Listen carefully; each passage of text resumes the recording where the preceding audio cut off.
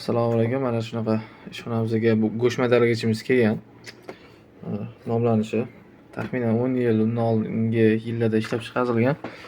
10 yildan oshiq ishlatishayotgan ekan. Xudo xolisa ishlamay qolgan, aylanmay qolgan. Olib kelishdi, ichini ochganimizda buni shestigranilari sinib ketgan ekan. O'shalar bittasi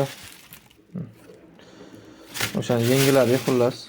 Hozir ishlashini ko'rsatamiz. Yig'ib bo'lib, hozir endi ishlatamiz. Bismillah.